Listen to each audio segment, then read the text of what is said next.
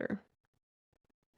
Hello, hello. Welcome to the Mindset with Mary podcast. I'm your host, Mary. Today I have a guest with me. We're going to be talking a little bit about transformation as well as motherhood, empowerment, and authenticity, as well as just personal development as a whole. I have Amanda here with me, but before I introduce her, I just want to remind you that we have an upcoming masterclass coming on Sunday, the 10th, 3 p.m. Mountain Standard Time. In this masterclass, it's going to be the 5 steps to manifesting a badass life. We're going to be talking all things. What I've learned in my life is that when it comes to reaching our goals, sometimes we look at life at this little, very pinpoint perspective. And what it takes for us to reach one goal, and specifically for me in my business, when I wanted to reach that goal, what I found out is as I started working on that, I truly needed to first start becoming a better parent, start becoming a better wife, and start manifesting better relationships in my life, as well as the career and all the other things. And so what this masterclass is about is truly becoming a badass in every area of your life so that you can easily begin to manifest the things that you're wanting to manifest. So let's dig in. Before I introduce Amanda Westgate, we're going to start with a fun little icebreaker. Amanda, what is the most ridiculous thing or unexpected thing you've ever Googled? Okay. Definitely unexpected. This probably was a good decade ago at this point. But I had to Google how to remove my menstrual cup. Just a little quick Yeah, story. let's have a background story. Yeah. So they weren't as popular at this time. And like the Diva cup was out, but I didn't quite feel comfortable with the idea of using something and like continuously using it because they're reusable.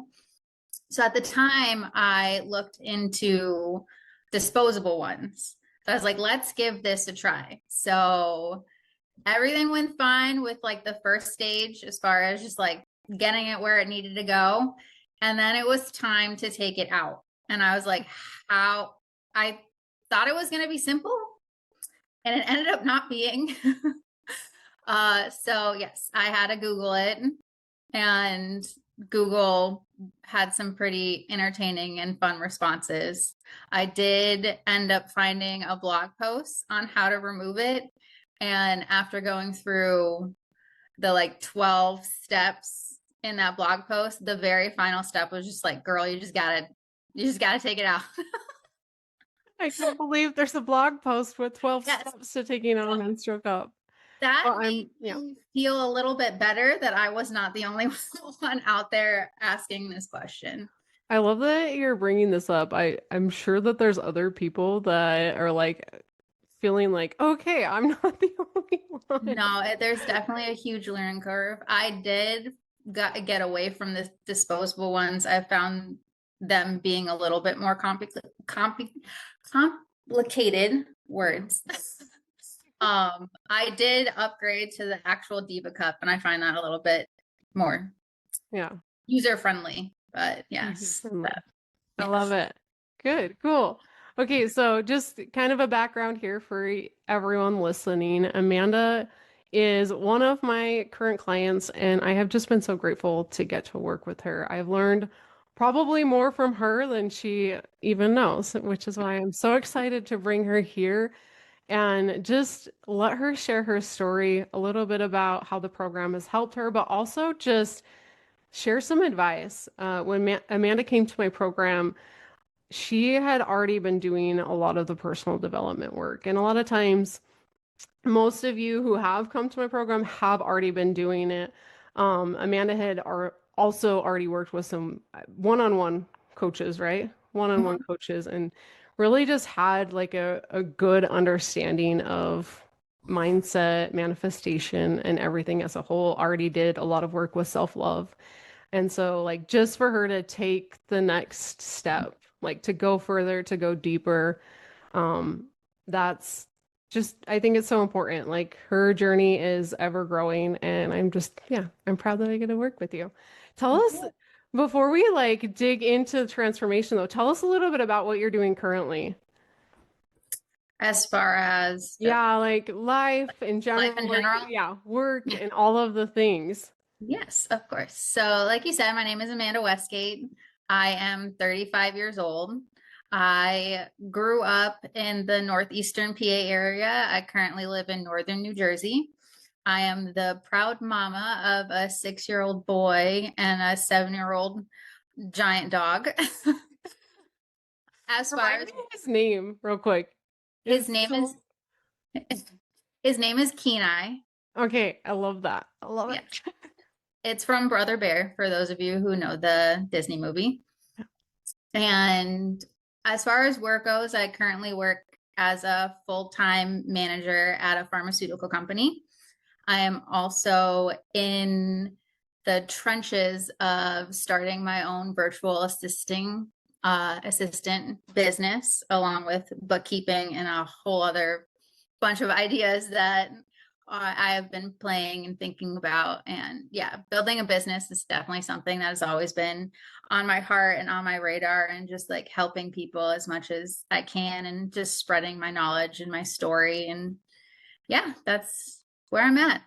Yeah, thank you so much for sharing. A lot of people who come to the podcast are wanting to start a business. A lot of people who come into the coaching program are at that step of like, I want to start a business. So just to like, I'm glad you're sharing that because there are others out listening to this. Like, we're like, I'm not alone in this, so No, you're not alone in it. Yeah. yes. That's Okay. the wonderful thing about podcasting, or like listening to podcasts and listening to other people's stories. It's just, you never know what you're going to say resonates with people, and it helps everybody just not feel so alone. Yeah. Yeah. Yeah. I think even like recently, one of my coaches had talked about like, used to yell, I used to yell at my kids and even her just saying that, I was like, oh my gosh, I'm not the only one. Because I think that's one of the things that we just like, we don't talk about, right? Like Mhm. we don't talk about what happens in the home. And I think just to like be aware, like it's okay if you've, been there or however it's gone. Like just to know like you're not alone in it. And if you're Mhm. aware of it, that's just the first step. So, Exactly. yeah. Exactly. Yes. Yeah. So, tell us a little bit about since joining the program, what has been your biggest personal transformation? Since working with you, I would have to say my biggest transformation so far is just strengthening my sense of trust in myself and my decisions, trusting my intuition, and finding security and safety within myself, not looking for it in external places. Yeah. Yeah. I love that. Mhm. Mm-mm-mm-mm. What's one of the major takeaways or mindset shift that you still use daily? Daily, yes. One of the biggest things that I have come across since working with you, and just a little like side, I guess, uh, note that I want to make is that once you start working with a coach and really opening yourself up to change, you start like the universe answers. You start getting flooded with advice and motivational tidbits, and you take what resonates with you and you leave what doesn't. And something that has been said many times and in different ways is the quote. I think Rachel Hollis says it, that someone else's opinion about you is none of your business. Yeah. And that just like really sunk in, because I am definitely on this journey of really coming into my own and really just owning my who I am and the person that I'm growing into being. And as someone who has grown up trying to please everybody and take everybody's opinion into account, and even now when you're on a journey to start a business, you're like, well, what is everyone going to think about this? What is everyone going to like? Yeah. I'm doing this thing that not everybody that is around me is doing. So they're not going to understand. And like, what are they going to say about me when I start saying like all these things about doing an online business and trying to grow this and grow that and do this? And at the end of the day, it doesn't matter. Like the only opinion that matters is yours. And to kind of go into that a little deeper too is just, why would I take someone's opinion into account when they're living a life that I don't want to live? Yeah. Yeah. So it's just like their opinion does not matter. And I know that's really hard sometimes because they're usually people that really care about you. And they're like, are you sure you want to do this? Are you sure this is the right thing to do? Or like they start questioning it. And it's not because they're questioning you and whether or not you can do it or whether or not you're capable of doing it. They're really actually questioning themselves. Like I found that when people start questioning your actions, that's really just them being uncomfortable because you're doing something that they could not think about doing. Yeah. It's just like really like taking a step back and just appreciating their opinion, but not taking it to heart. Yeah. I think it'd be a good moment here, for those of you listening. Just think about two people. Think about one person that you love that has consistently maybe given you opinions about something you're working on, a goal or dream. And yeah, take Amanda's advice here of just like being able to appreciate that, but also recognize that it's probably because they're scared. But then Mhm. also the person maybe that you don't like so much, right? I can think of one person that I work with currently, um, who is consistently criticizing others around her. She's not very happy.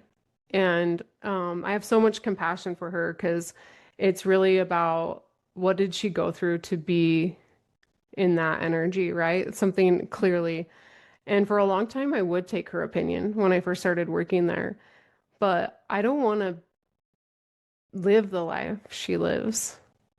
So I just Mhm. want you to think about what are the opinions that you're taking on as truth and how those are holding you back and how you can start letting them go. Mhm. Yeah. Yeah, I found personally that when I started my whole finding myself journey, I had to really look at all of the opinions that I had and figure out if they were actually my opinions or if they were other Yeah. people's opinions that I took on as my own. So yeah, it's just like this whole self development journey, it could be a healing journey, transformation, whatever you want to call it, really.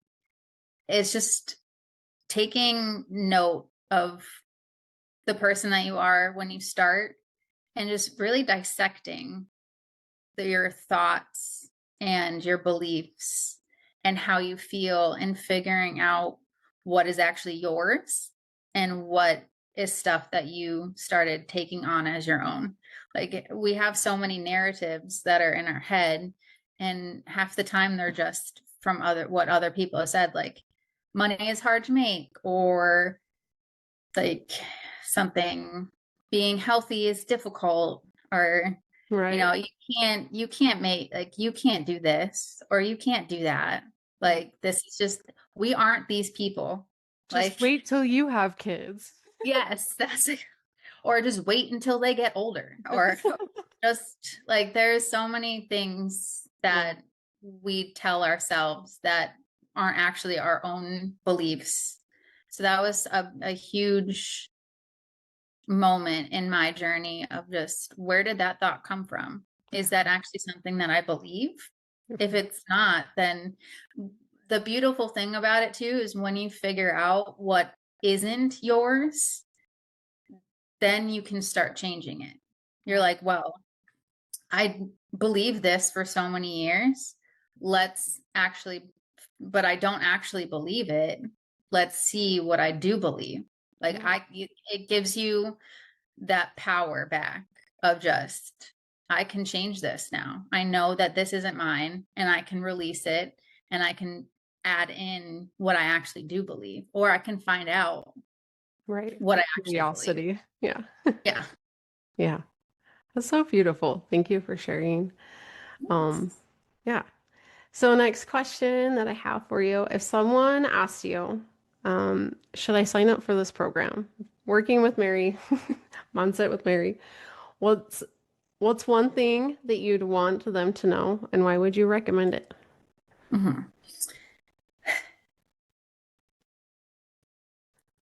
Only one thing is really hard because I feel like when it comes to working with somebody, there are a lot of different questions you should ask yourself. One of the main questions you should ask yourself is why? Like, why? What is your intention? What is your reasoning behind Yes. seeking out help? Like, why, not even just like specific help to you, just like help in general. Just like, why are you there? Like, what is your reasoning behind here? What is your intention behind here? Because that is gonna dictate how you're showing up for that. I love that. Because at the end of the day, you can sign up for all of the programs, and I've been there. I'm saying this from experience. You can sign up from Me all the too. courses. Yeah, you can sign up for all the courses. You can sign up for all the programs. But if you do not show up and have the right intention, you're gonna go through that course or not even complete it. I've also been there too. The amount of courses that I have purchased and did not complete. Um, Yeah. and that's just because I did it for the instant gratification and I didn't go in with the right intention on actually changing something or working on a specific goal.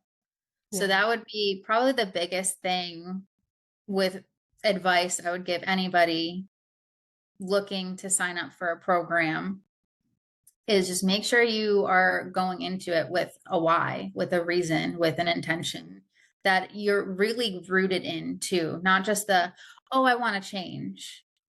Like, okay, that is a great place to start. I'm definitely not, no disrespect for that being your initial reasoning, but why? Like, what do you want to change? Like, because that is definitely going to dictate what transformation you see, how you show up, the effort you put in. Um, and yeah, and especially like working with you, like you are such a sweet soul and you create these beautiful, safe containers for people to just show up and be themselves and lay everything out and just talk about just anything that people need to work on. And if someone comes in to, especially a container like this, without the right intention of just like, yeah, I'm going to be open, I'm going to be honest with myself, I'm going to be honest with you, then they're going to walk away and not have the transformation that they wanted or that they were hoping. And then what sometimes happens, and that it's happened to me too, is that they blame you and they don't look inward of just like, well, I didn't actually show up the way I wanted to. Yeah. This is why, like, this didn't quote unquote work. Yeah. Um, so I've that would seen definitely that. be the biggest. And I love that you bring that up too, because I find that a lot of people come to the consult calls, and I can always, not to say that I'm just like reading anyone, but I can always sense when somebody's a little bit scared with Mhm, opening up and being vulnerable. So it is a good piece of advice because I think you have to be willing to commit. mhm. You 'Cause have to this, be it's, willing to commit to yeah. being vulnerable. Not to Mhm. say that, the very first day you have to Yeah, not shed your everyone's life like, story, but yeah, not the, everyone's like me that just like throws their heart out everywhere. yeah, But yeah, you definitely have to just be open and honest with yourself and recognize that you want to change, which is great, but understanding that change is hard. yeah, Open, being open and honest and especially with a stranger, for lack of a better term. Like you show Right. up at these like discovery calls and you've usually when you get to that point, you've followed people on social media enough, like you have a good feeling about somebody, they're not a complete and total stranger.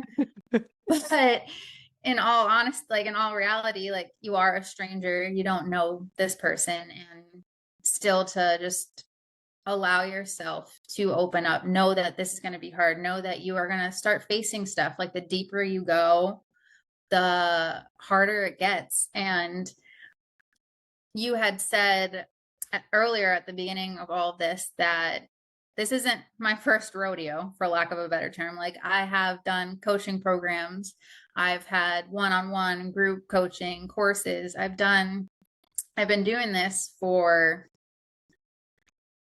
going on 6 years. I started this journey when my son was born, because I looked at him and I was like, I need to work on myself in order to to raise you, essentially.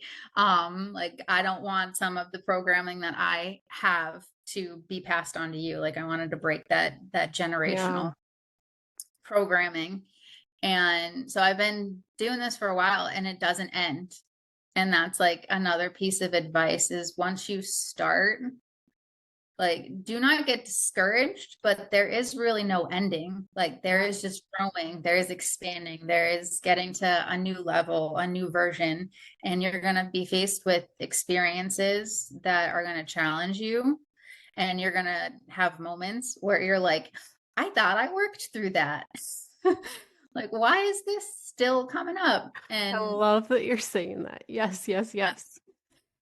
and that's okay. That is part, like it's everyone, this is said a bunch of times, like a bunch of different ways, but healing is not linear. Like there's ups, there's downs. Like it is a continuous process. It's a continuous journey. And yeah, like when I decided to enter this program with you, like knew I was stepping in to a new level.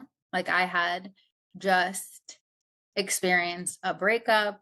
I was going through a huge spiritual shift with my faith, which we can get into. Yeah. Um, I'm and excited for that. I knew there was big things happening internally, and I knew that I wasn't going to be able to do it alone. And that's like another thing too, is just going into these programs, like like you said, like we had mentioned earlier, you realize you're not alone. You realize that there are other people out there. And that's what's beautiful about these coaching containers is you can connect with people all around the world, and you grow this community, and you just realize that you have people that have walked the path you walked, or is walking similar paths as you, people with different point of view, background, and you could just learn and grow together. And I think that's one big thing that society is missing as a whole. Not to go on a random tangent, but it's Let's just, go on tangents. yeah, like I feel like as a society, we have gotten so far away from the concept of like neighborly love and it takes a village. And it's no wonder that there's just this huge generation of us out there filled with anxiety, filled with so much stress, because we feel like we have to wear all of the hats. We have to have all of the answers. We have to do it ourselves. And that's the beautiful part of having wonderful coaches like you, Oh, thank you. is you hold containers for us and you make us realize that we don't have to do it alone. Like we don't have to have all the answers. And to even go a little deeper is like I love the concept of we have all of the answers within us. Like we're very, what's the words? Instant gratification type society.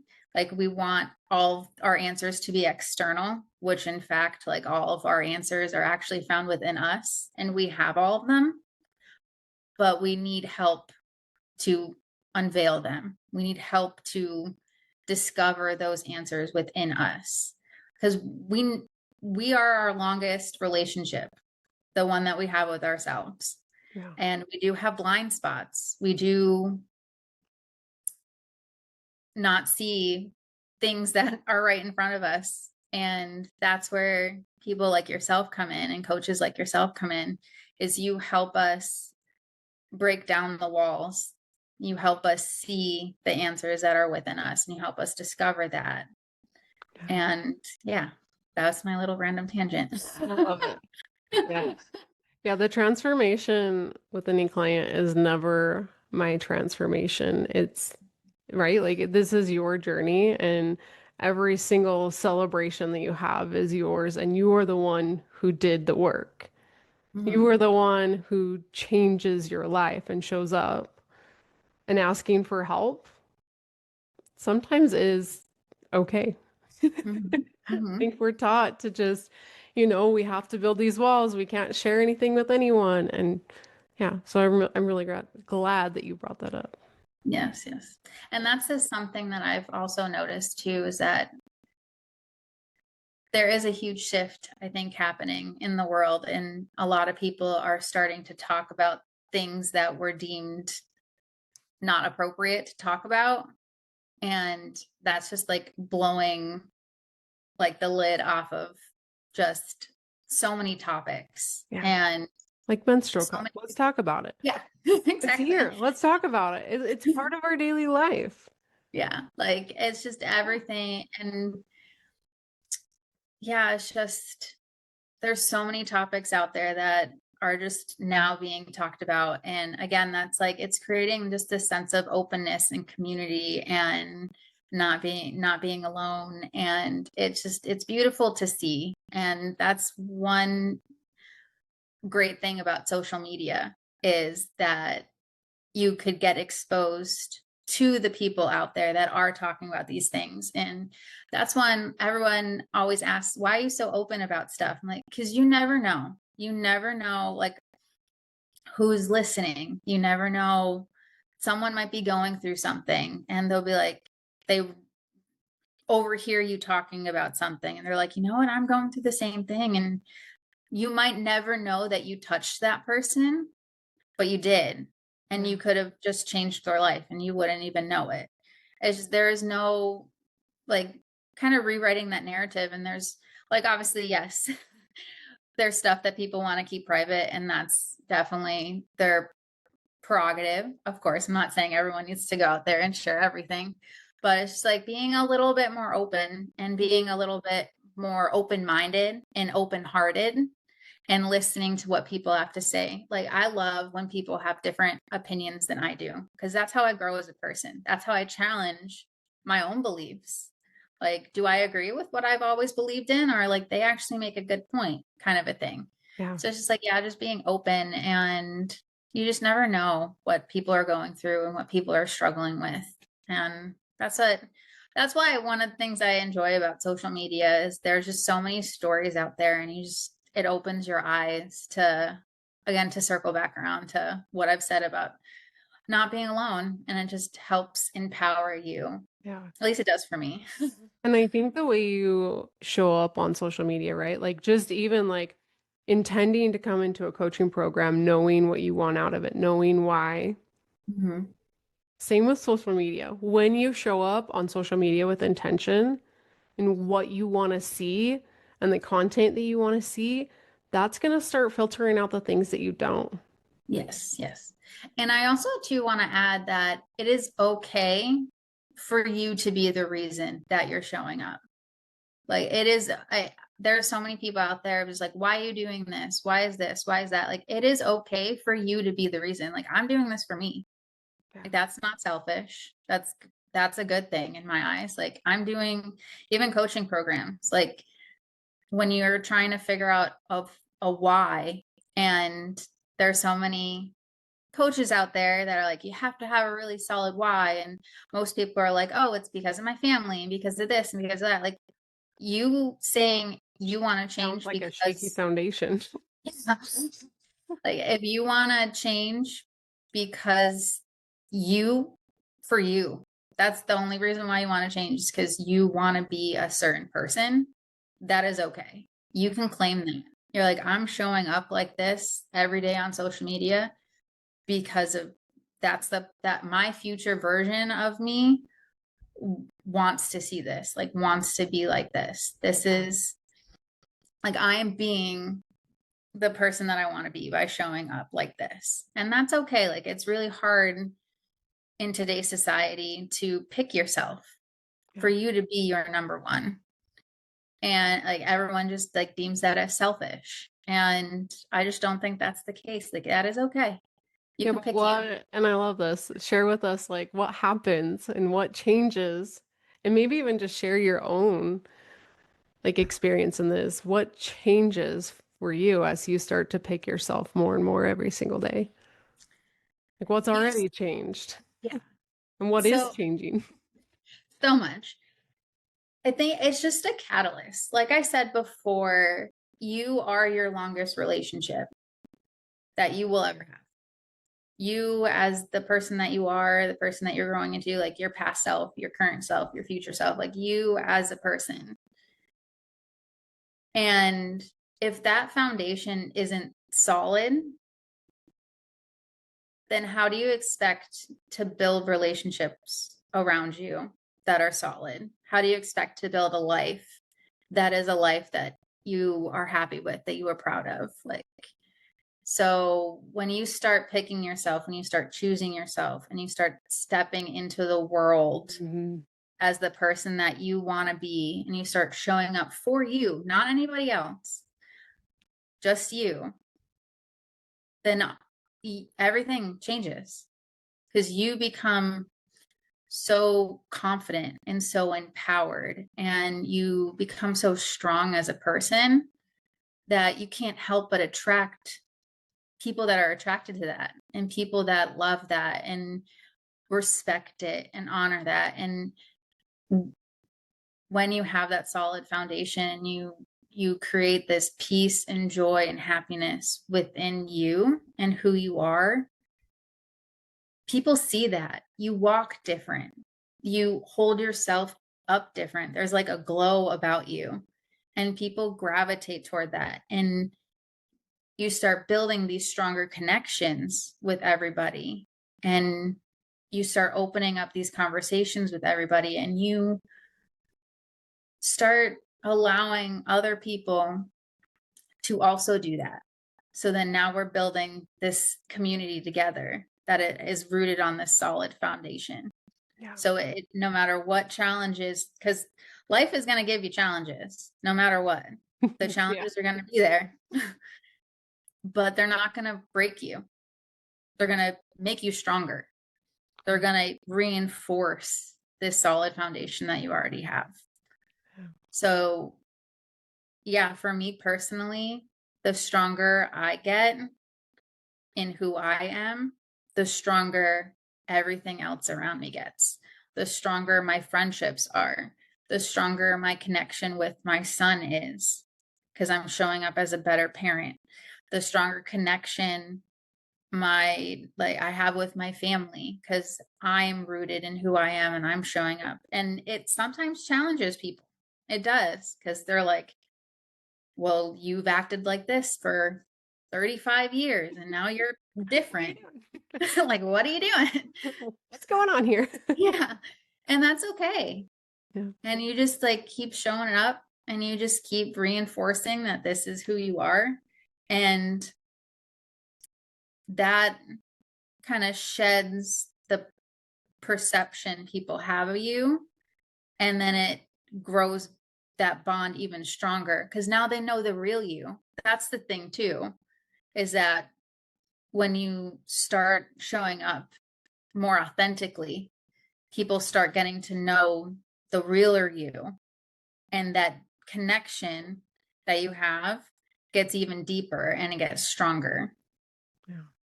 Yeah, the Yeah. uncomfortable feeling that you have to feel in that in between period. Like Hmm. that is the challenging part. Yes. Yes. And I truly believe that one of the greatest ways to kind of be in those moments is really just to allow yourself to sit with it Hmm. and breathe through it and just like the inner dialogue that you have with yourself, like this is where things begin to shift because the people that you truly love and the people that truly love you and are meant to be in your life Mm-hmm. on that deeper level, We'll it might be stay. uncomfortable. Yeah, it might be uncomfortable at first, right? And I'm like in my own personal experience, my husband, right? Like as I start to shift into this business owner identity, this leader identity, this life coaching identity, it has not been easy for him, right? Like Mm-hmm. tonight he's upstairs making dinner, which he makes dinner most nights, but I'm not there. And it at first he was like very frustrated with that. Mm-hmm. But now it's like he'll call me and be like, "Hey, I this is what I have planned out for dinner." And I'm like, "Sweet. I love it." Beautiful. Yeah.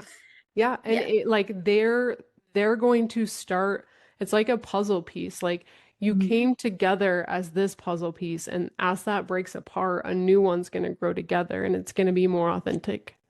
Mm-hmm. And stronger. That's the thing too, is like Yeah. everyone gets so nervous when things start breaking apart. But instead of being nervous, just look at it as, well, now we can rebuild and make it even stronger than it Yeah. was because we're both showing up as stronger individuals and building this thing that's even stronger. And that's one of the biggest things that I've learned is facing when things get tough, when life starts coming at you, when there's resistance, to really embrace that, to acknowledge that this is hard, but I'm going to be stronger on the other end of this. Like I'm going to just keep on going and keep pushing through. Like a lot of in the past, me personally, if I got met with resistance, I would take that as a sign of, oh, this wasn't meant for me. I'm going to go back.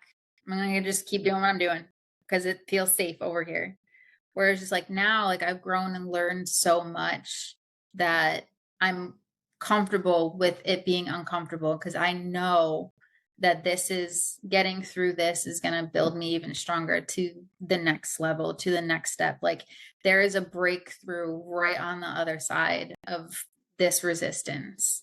Yeah. And you have to give everybody around you and yourself grace when you're healing and you're changing and you're growing and there's a transformation happening because you're showing up differently and your brain is going to try to protect you. So there's the internal resistance because it's programmed Right. to protect you and it's going to be like, wait a second, this is not how we've shown up for X amount of years. And now we're changing the script. Are you sure this is okay? And you gave yourself grace and you're like, this is fine. We are safe. And I'm going to keep going. And same with the people around you. Like, I believe that, and this might be an unpopular opinion, but I believe that we show people how to treat us.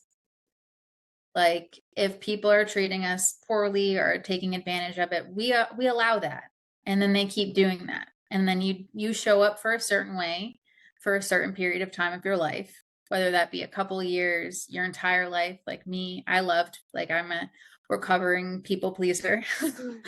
um, I think most of us here Most of us are are. we're Um, either like stepping into the recovery or we're like on the journey. Yeah. So you showed up a certain way and you showed up for them a certain way and now you're showing up for yourself. And when it comes to being more authentic, boundaries come with that. You start putting up boundaries of what you're willing to accept and what you're willing to tolerate from everybody else. Because again, like you have made yourself a priority, you have made your inner peace and your joy a priority. And with that, there has to be boundaries. Like you have to set for yourself. You're not doing it to be mean, you're not doing it to be disrespectful or rude. Like you are doing it because you have declared and stepped into and had the intention that you are now your number one priority and your peace is sacred. And that is something that you're not willing to compromise on. And with that, when you put up boundaries, people don't like that. No. They get very confused. And you have to have grace because again, they've only known you a certain way and now they have to relearn who you are now. So even though they have not made the choice to change, you, by changing yourself, kind of forces them to change a little bit. Yeah. Because then In a this goes good back way. to, in a good way, yes. Yeah. And this goes back to what you were saying. It's like, this is when you truly realize like who is meant to be in your life and who is not. Because whether they meet this change of yours with resistance or not, there's still going to be this uncomfortable feeling for a little bit until they get to relearn you. And then also too, like when you're, especially if you're somebody who's just starting out, like you've decided that you're going to make a change, whether that's mentally, physically, emotionally, like you decided that you have this intention and you're going to make a transformation, you're going to make a change. Yes. You haven't, when you're on the beginning of it, the foundation is not set yet. So it's easy to fall off a little bit. It's easy to be a little shaky, and you're a little unsteady when you're met with that resistance from everybody else. But the stronger you get, the easier it is to handle that like pushback you might be getting. For So those For continue. those that might like not know what that stability feels like, do you want to share with us what that stability has felt like for you at each next level? Like to know like, right? Because you mentioned like the foundation, like in giving yourself that compassion because the foundation might not be steady right away. But maybe like for the people who are like, what does that feel like? I want to give them some possibility and some like maybe even some tangibility in all of it of what it starts to look like. So as they're going through this journey and it's feeling hard, why keep going?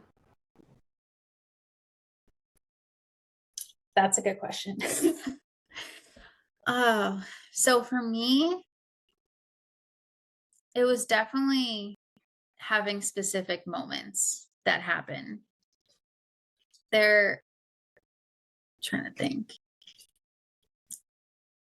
Mini manifestations is what one of my friends calls them. Like these mini moments. There's just many moments of where you just like I'll just speak from experience. So I've had just it's not anything like drastic either. It's just these moments where I'm usually sitting in silence and it just kind of hits me of just like, I realize like where I started and where I am. And even though it might not be where I want to get to, it's still just like realizing how far you've come. So that's that's one big advice I feel like I would give somebody that is on this journey is like every now and then do a check-in, because it's the same as, what's a good analogy, when you're on a fitness journey, and I don't do this and I probably should, but the progress pictures, they're there for a reason, because like you see yourself every day. Yeah. So you don't see the changes. But if you take pictures at the beginning of when you start your fitness journey, and then like 3 months in, you take another set of pictures, and then 3 months, you take another, like every quarter, I get like whatever feels right to you. And then you bring up those pictures and you put them side by side, and you can see that you are making progress. And that's what fuels you to keep going.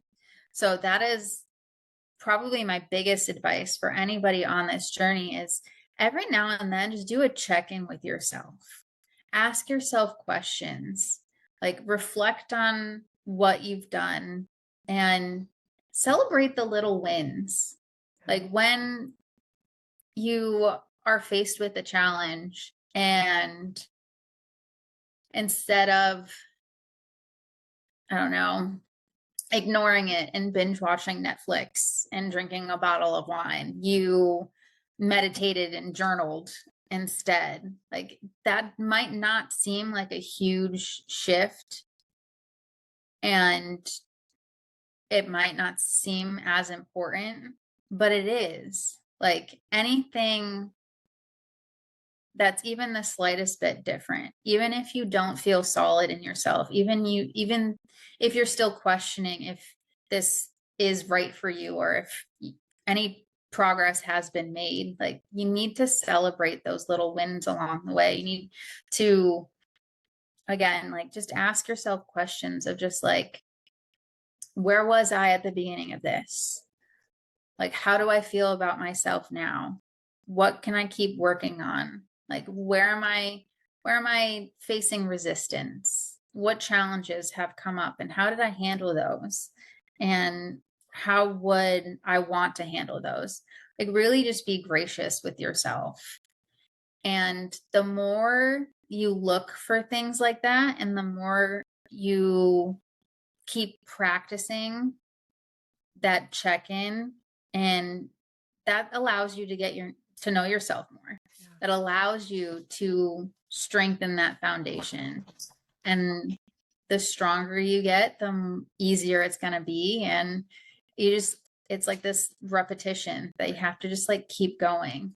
And that's one of the reasons why I think you being your why is so powerful. It's like, I am doing this for me. Like, I'm not doing this for anybody else. Like, I want this change. And like, you have to feel that in your soul, or it's not, you're not, and nothing's going to change. Yeah. I'm not saying that having other people as your why, like, for the longest time, my son was my why. For the longest time he was, and he was the reason why I wanted to be a better person, and because I wanted to be a better mom and all this stuff. And then at some point it changed. It's just like, I actually like, he's, again, a great why. Like, there's no judgment in having like him be my why. But then I started thinking about the bigger picture, and like, as he gets older, he needs me less and less and less. Like, he's becoming more self-sufficient. I mean, he's only 6, so he's still got a little bit more time before he doesn't need me at all. But like, at some point he is going to be an adult and on his own, and I'm going to be left with me. Yeah. So it's just Yeah, I like, think a lot of moms struggle with that. It's so like it's, this empty nester, but yes. like midlife crisis. Exactly. So it's just Yeah. like, I'm kind of starting now where it's just like, he is a why. I'm not saying he still isn't, but at the root of it, it's just like, this is the person I want to be. This is who I want to show up as. This is the person that I want to bring into the world. And like, at the end of the day, I have to be happy with me. And then everything else just kind of falls into place. Yeah. But yeah, to like answer your question, it's just really just like whatever works for you. Like, and that's the most important thing about intentions too, and really focusing on what you want to change, and then really like being intentional on like picking like 2 or 3 things that is going to help. They might seem small, like whether it is, I want to start journaling, and you journal like X amount of days straight. Like, celebrate that win. Like, even if it's just a week, like, look, like, I journal, I had the intention that I wanted to start journaling every morning, and I've done it for the last 7 days, and I'm going to celebrate that. Yeah. And then you do that for a month, and then you add in, you want to meditate, or you want to start going for walks, or you want to join a program, and you show up every day with this intention. Like, having those things really does help keep pushing you forward. And again, just doing the check-ins, just making sure you're checking in with yourself. And that's also a great thing about having a coach too, is you have this person that kind of keeps you accountable. And you have this person that's kind of also your cheerleader that helps you keep going. That's another thing too, like that I would highly recommend. Like if you're starting this journey out, like you woke up today and you're like, I don't want to live this life anymore. Because that's what happened to me. I woke up one day and I was like, I can't do this anymore. And I don't know what needs to change really, but I know something needs to change and I need help doing it. Because I'm not gonna, if I try to do it myself, I'm not gonna get very far. So like if you're someone starting out on this journey, I really do recommend finding a program, getting yourself a coach, getting, even if it's a therapist, like whatever works for you, there's no one size fits all. Absolutely. It's just like get someone there to help you along because the days are going to be challenging, especially in those like first early stages when things are shifting, but you haven't set that solid foundation yet. Like just get somebody that's on your side that understands, that has been there, that has been through what like this process, because most coaches out there, they've already went through this, they've already did the initial hard part, they already set that foundation, and now they come back, they show up in the world and teach what they have learned, so we don't have to do it ourselves. We have somebody that's already been through it that can help us through it. Yeah. So that would be my biggest recommendation for someone starting out. And because that, those early days, for me at least, that was really tough because I I had a lot of resistance from um my significant other at the time because I was changing and that wasn't being received well. And also family too. And it was taking up time and work and life's, Life, as we all life is, know. And having a coach, having somebody in my corner that I could just message, and I had my weekly call scheduled. It really like kept me on track and helped me build that foundation to the point where I was good to, I felt confident enough to do it on my own until something else came along. And then I got another coach. Like it's just like this revolving door, like we had said. yeah, But yeah, yeah, not exactly sure if that answered your question. yeah. I think the like kind of to sum up here, like in my understanding of all of it is really just allowing yourself to be more vulnerable, allowing yourself to ask for help, especially in the first stages. It took me a long time before I even reached out and did one-on-one coaching. So even if you're in the early stages and you're doing group coaching, or even Mhm. just getting into a community of people who are in the same, like if you're scared to spend the money or you're just not quite there. Yes. Yeah, yeah. Because I know from my own personal experience, it was just like those little tiny steps and then finally getting to the one-on-one coaching. And even like it's funny because like after doing like the 6 month that I had with my coach, I was like, I would have gone through. I've been doing this for years. And if I would have had a one-on-one coach from the very beginning, like Mhm. I probably wouldn't have gave up so many times on my journey. Yes.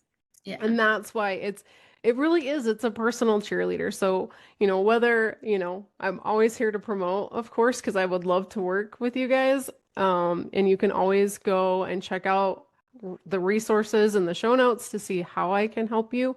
But also, like, if there's somebody that you feel called to, like if there's somebody that you've been watching for a while and it just resonates, and that's coming up for you, that is a really good sign that God's like, hey, you asked for change, you asked for something, and this person is that person. And if you feel it like your heart pulling you forward to that, there's Mhm. something in that container that is probably going to massively transform your life.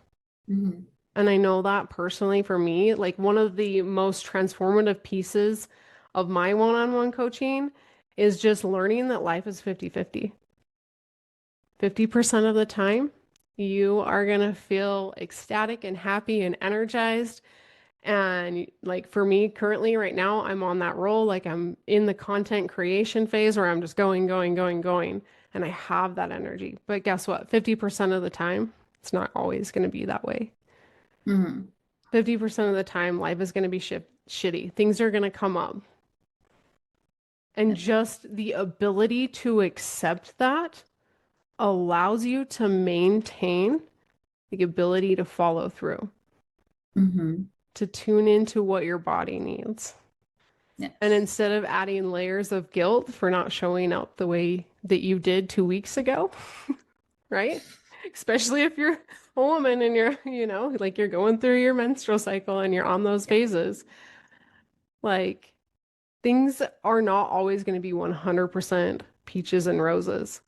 But when you learn how to work with your mind, when you learn how to manage your emotions, when you're showing up for yourself and putting yourself first, those times are going to be so much easier. Mm-hmm. Yeah. Well, and you start realizing too that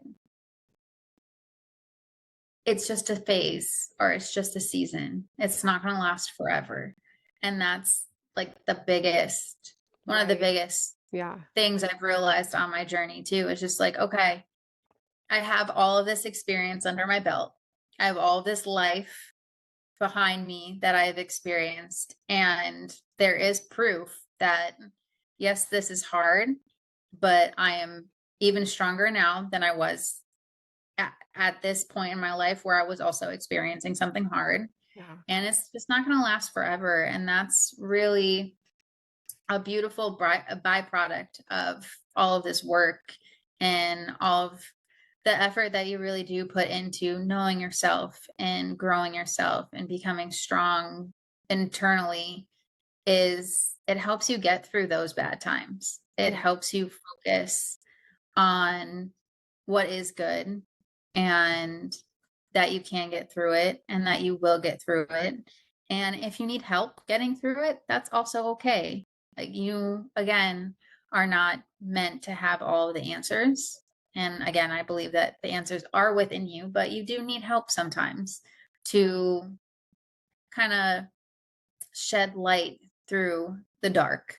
Yeah. And that's the beautiful thing about faith, to kind of do a little transition, I guess, or a little segue into faith, because you also brought up how if you're Yeah. following somebody and you have this like intuition, like that is God telling you, like, hey, you asked for this and here it goes. Because that's similar to what happened with me. Is I went on this spiritual awakening, for lack of a better term, and I took the ending of a relationship back in the end of January as an invitation to deepen my relationship with God and my foundation with my faith. And that led me to an experience that I had back in March. I had taken myself on a little road trip for my birthday to a national park in Virginia. And I had probably one of the biggest spiritual experiences of my life. Like I really felt like I was walking side by side with God. And it was just one of those things where he's just like, I got you. And you just need to trust me. And that's really where my foundation with faith just solidified. And I was like, I feel like I was on the mountaintop with like the light shining through me and God next to me talking to me like he was this real person. And I felt that there's like a huge shift coming. And then I think like the following week or like 2 weeks later is when you started posting on your Instagram that you were taking more clients and you were booking free calls. And I was just like, Yeah. this is interesting. And then you had reached out to me and you're like, hey, did you notice that I was doing this? And I was like, I did. And I would love to book one. And here we are. It's just like Yeah. really trusting Yeah. that the God or the universe, whatever you believe in, just really has your back. Yeah. And when you It's this do, pull. Like yeah, you almost you feel start it to in your trust it. heart. Yeah. Yeah. That's so cool to And hear that. I don't think we've ever talked about that. Because like, I don't so when I was a beach body coach, I want to share, sorry, I'm interrupting here, but when I know. was a beach body coach, we were encouraged to ask so many people a day. So I would just ask people. Like there was no intent behind it. It was just asking, right? Mhm. And so as I become a life coach and I really learned to tune into my gut and my knowing, like the people that I ask, it's this pull and it's this calling, right? Like I don't have like a specific number of people who I ask per week or whatever. It's just this deep like I don't know. Like I even have one right now on Mm-hmm. my like she consistently keeps popping up in my mind consistently. And there of Mm-hmm. course my brain is like, but she doesn't need your help. She doesn't want your help. But like it doesn't stop. It keeps coming. It keeps coming. And it's not from this place of just like ego, right? It's this place of like, no, legit, this person, like there's a reason. Mm-hmm. So it's really cool to hear that story because Yes. so that's why, and another thing, like the answers are always within you, right? Mhm. Like, so even like the question, when I question myself, like with, is this process the right, what I'm doing with my coaching business and asking, like me asking myself, like, should I be asking people? And not even like seeking that validation outside of me, but seeking it within and trying to find it within. Even if you hear it from somebody else, like you'll know the difference of like needing that validation from that person, or just all of a sudden the universe is like, all right, you're not pulling this up. I'm gonna give it to you. Yeah. Here's the answer. Mhm. And you'll hear something on the radio or you'll be watching a movie and all of a sudden the answer is just like the moral of the story and you're like, what the hell? And you get these cold chills. Mhm. Mhm. Yeah. Yes. But yeah, I okay. think Back to that also kind of ties back into what we were talking about as far as like showing up as your authentic self. yeah. Like I know there's a lot of talk on the internet, especially those that are building a business, like how you have to find your niche and all this stuff and your ideal client, and there that does serve a purpose. I'm definitely not saying it doesn't, because that kind of helps with the intention and why you're showing up and who you're showing up for.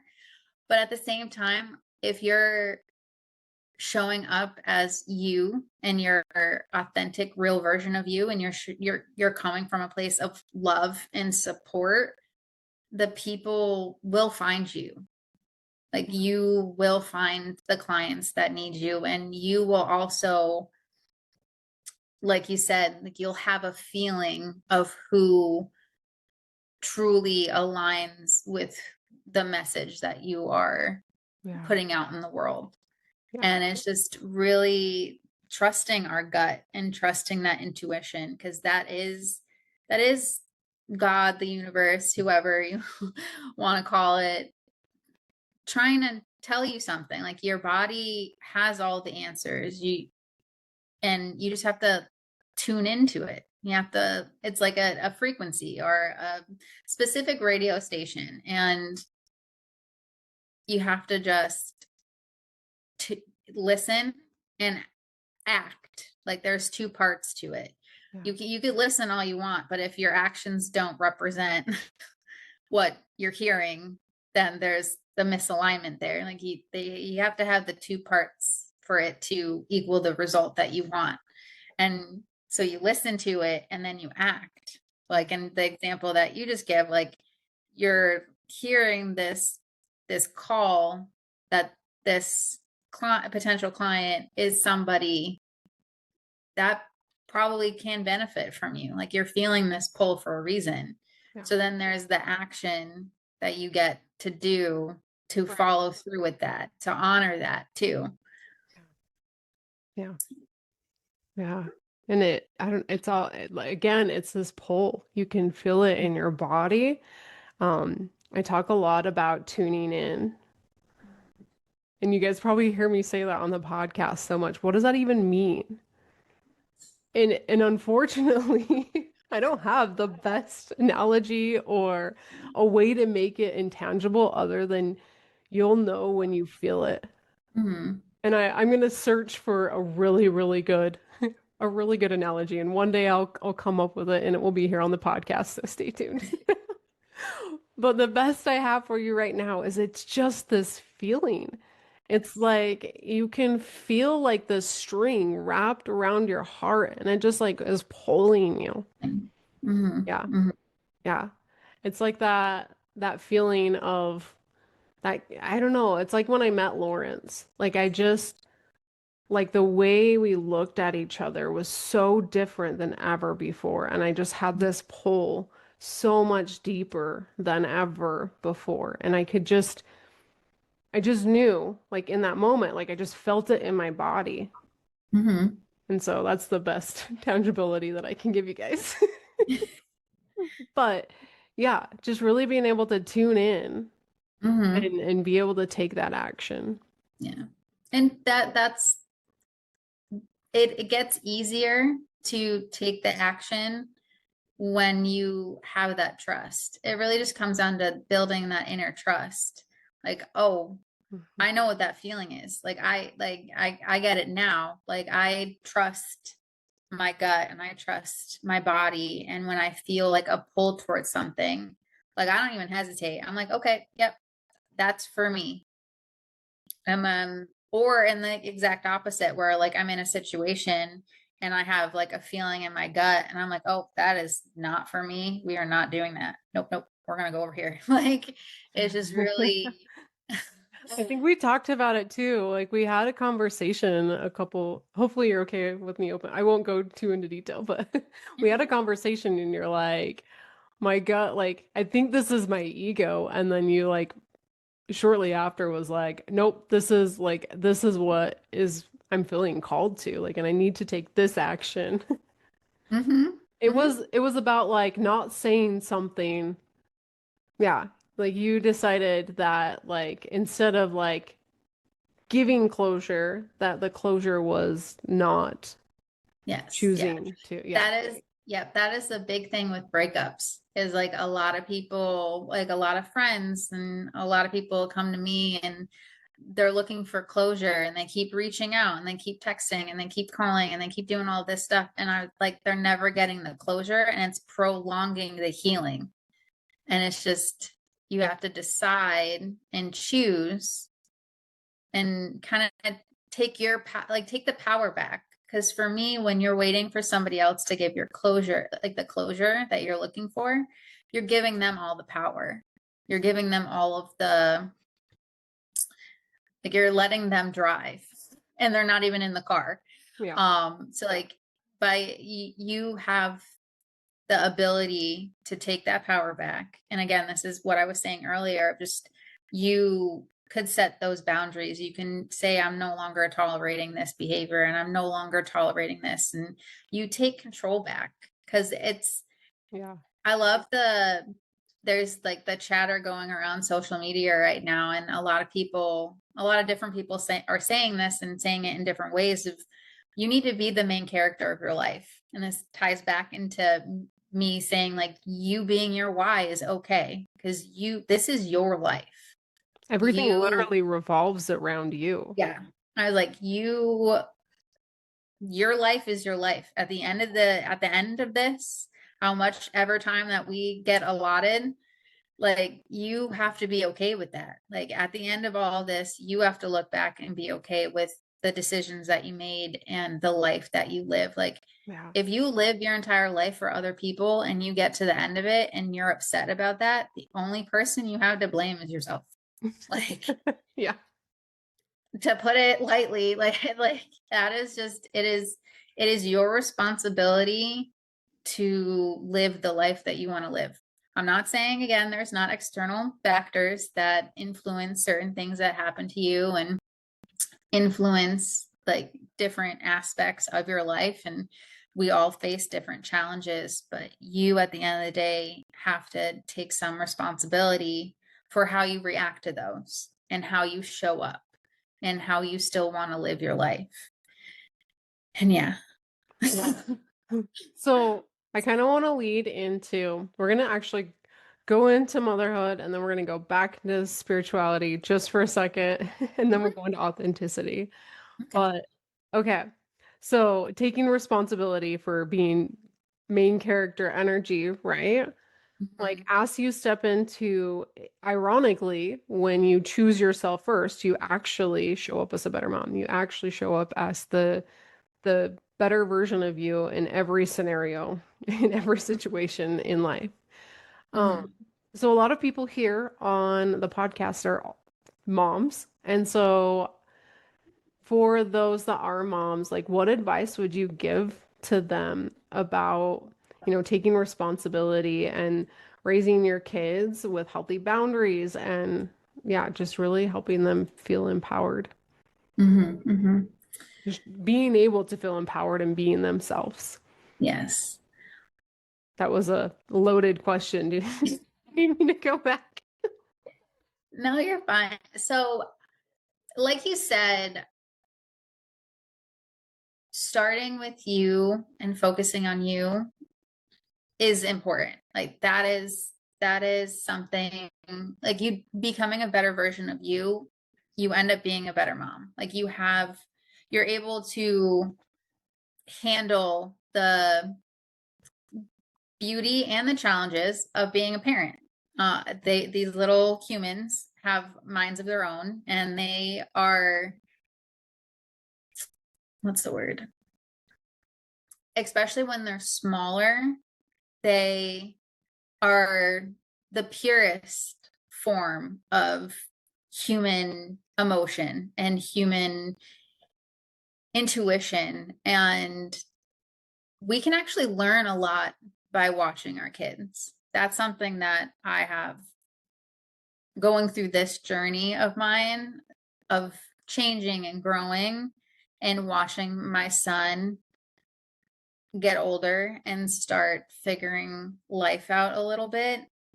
He reflects a lot back to me. He makes me question a lot of things of how I was taught and how he's being taught in school and how society wants to put people in certain boxes and they want people to act a certain way and be a certain way. And Meet certain standardized tests. yes, meet I certain, won't even go down that rabbit hole, but yeah. I'll just wait over That could be a whole different other episode. Um, and it's just you being rooted in who you are and what you stand for as a person allows you the ability to stand up for and advocate for your child, and also gives them permission to be who they are. And we might not see it yet because they are still, like, again, my son's 6, so he's still small, but he already has a voice. Yeah. It's a very loud voice, and he has opinions. And while I am the parent, and at the end of the day, what I say does is the rules, and that does dictate our life most of the time. I do allow him some input. I I allow him to give me his opinion. I take his opinion into consideration. And I feel like that builds confidence in themselves. And sometimes when he wants to do something and we don't do it, he gets upset. He's a kid. That happens. And that's okay. And then other times when he wants to do something and I was like, you know what? We can do that. Like those little things, I think reinforced is just like, okay, I made this decision and now I'm empowered to continue making decisions. It kind of sets this foundation for them that they are being heard and their voices do matter. Like even when his opinion, I listen to it and we still do something else, I still listen, and I still listen with an open mind and an open heart. And I give him that validation of just like, I hear you and I understand this is what you want to do, but we got to do this because of X, Y, and Z. And he's more receptive to that too. Like I'm not just saying no to something that he wants to do. Like I'm giving him the opportunity to use his voice and to listen and to honor that. And I think that really will go a long way as he gets older. It's just like he's not automatically getting shut down. Like the whole concept of like kids need to be seen and not heard. I don't think is a healthy way to raise children personally. And yeah, my advice is just like, don't be so tied to a certain way of life. And this goes for even just you as like as an adult and you as a mom. Like, don't be so locked in to how you think things should be, and really just give yourself the grace and the space to explore what works for you and your child. Because parenting is not one size fits all. If it was, there would be a rule book and we'd all be following it and we wouldn't all be out here going, what do I do? Like, it's just because I obviously Create like our own rule books, right? yeah, exactly. And this goes back to you are the main character of your story. Like, this is your book. This is your chapter of motherhood. This is or fatherhood, like parenthood, whatever you want to call it. Um, and you get to dictate what that looks like. And you get to build this life together. And even though you might have smaller kids, older kids, whatever age, you get to include them. And I think that really goes a long way. Like, I look back at my childhood, and yeah, while at the end of the day, like my mom and dad, like they had rules and we had to follow them, there was still we're doing this together. They're like, we're a really close family. And even today, like we're super, super close. And even though there was the respect there of like, yes, these are my parents and I need to listen to them. And there are certain rules and stuff I do have to follow. There is also this beautiful foundation and understanding of just like, we are in this together. We are living together. We are learning together. We're growing together. Like, it's not just this solid thing that is going to stay this way forever. It's like ever evolving. And as we get older and we learn and grow ourselves, then also the relationship we have with our kids evolve. The life we have evolves. Like, so just don't put yourself in this box as a parent either. Like, oh, I have to make sure my kid does X, Y, and Z, and I have to make sure that we fit in these boundaries. Like, no, don't do that to yourself, because those boundaries that you set, like, it might not work for you. Or maybe it works for this season, but then the next season of life that you're in, or the next chapter of life, they no longer work. And that's okay. Like, you can change, you can evolve, Absolutely. you could grow. And that just opens up, it puts less stress on you as a parent. And whether or not your kids are old enough to be able to express the stress, they still feel it. They might not be able to have the right words to communicate it, but when you're stressed, they also take that on. Like, when you do something, it does affect them in one way or another. So if you're gonna, the more authentic you are, the better equipped you are to kind of open the door for them to be their authentic selves. Yeah. And at least my hope or my intention or goal by being my authentic self and showing my son that he can be his at such a young age, then he can grow up and live a completely different life than, like, he's not going to be, I'm not saying he's not going to have his challenges and he's not going to have areas where he's going to have to grow as he gets older, Yeah. but I feel like he is at a better place than I was. Like, he's already at a I guess an advantage, I guess, for lack of a better term. Like, he's not going to be 30 years old and have to essentially kind of rip down his entire foundation of who he thought he was and figure out. And who's to say, like, sometimes that happens. I'm not saying like, even now, like, you're still shedding old versions of you and growing, but you're not you're not starting from the bottom Yeah. when Having they're so young. recognize what beliefs are mine, or he at Yeah. least has this foundation underneath him to know. to already recognize and just like, oh, I don't like that.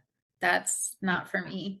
Like to already have that kind of intuition and trust it at such a young age really just sets them up for a better and brighter future. And that's really all we can hope for as parents, is that, similar to coaching, is we've already been through it all, or through a good chunk of life that our kids have not experienced yet. And then we're taking everything we learned and giving it to them and hoping that that just kind of gives them a little step up, a little more of an advantage than we had. Um, yeah. Yeah, it does. It does. I kind of want to dive into authenticity now. I'm going off track here. Saw that too. So, okay, let's dive into authenticity. What's your biggest piece of advice for people who want to show up more authentically in relationships? Like, what has helped you be able to show up more authentically? I think we kind of talked about this a little bit, but even like just sharing maybe even a little bit deeper, but also just help reinforcing it. Mm-hmm. So I guess the big theme of this like call is like definitely just intention. Like you have to, like, what does like Yeah. my biggest thing right now is taking words that people use a lot, like authenticity or like surrendering or um even regret, like taking words that people use and figuring out what that actually means to me. So yes, words, if you look them up, they have definitions to them.